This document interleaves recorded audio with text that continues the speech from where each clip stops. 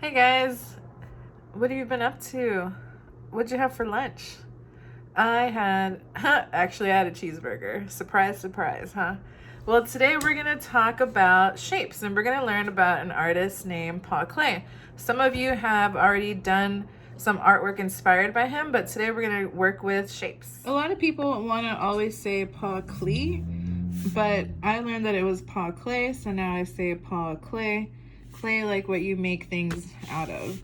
So Paul Klee he was Swiss and German. He was a painter, and the art movements that he was involved in were Surrealism, Cubism, and Expressionism. So art movements are kind of like their styles. They're different kinds of styles that are grouped together, and that creates a movement. He was also a teacher at the Bauhaus School, and let me tell you, I am obsessed with the Bauhaus School, especially because they were the first ones to combine fine arts, that's like painting and drawing and sculpture, with design as one. And design is like architecture, furniture, industrial design, graphic design. And so his work is a mix of both. And he started doing lots of simple shapes and lines too. And this is right here, this is called the embrace. So embrace is like a hug. So can you, if you're looking at it closely, does it look like someone's hugging, or they're like grabbing someone to hug them? I'm like, you gotta kind of, again, like I tell you, gotta analyze, you gotta really look at the details, just like you do in reading. You gotta read between the lines.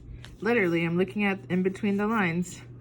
And here's another one. This is artwork of some arches and a bridge. So, I mean, you can tell that you see the arches, you're like, okay, I can make the bridge, but it's kind of like all combined together. And this one is one that you might be familiar with. This is, it looks like a castle, and it is made out of shapes. And so we're going to be making a cityscape or a castle, whichever or maybe you're making a person or a robot. It's whatever you want to make out of shapes. And so we are reminded that from dots, you get a line, because that's two dots connecting, and lines make shapes, and shapes can make something more like this. So you are going to need today crayons, scissors, your glue, and a pencil. You can find scraps of papers or even envelopes and recycle those and color on them. I'm just using one crayon to color on top of them to create colored paper so that I can make my buildings. I'm going to take my final paper and do the background. After I have all my papers, I'm going to cut them out into different shapes. So in this case, I have rectangles, and I'm going to create a circle now by drawing on the back, and then I can cut it out carefully. If you need help with the scissors, go ahead and get help.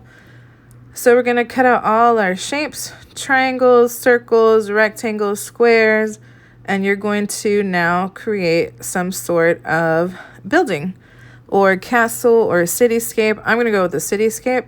So I'm going to first lay out all my little shapes, figure out exactly how I want them to look.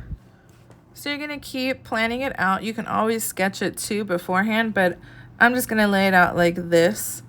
And when you're happy with what you have, you're going to start gluing. And actually, I already finished mine, and I went with a marker and outlined all my details.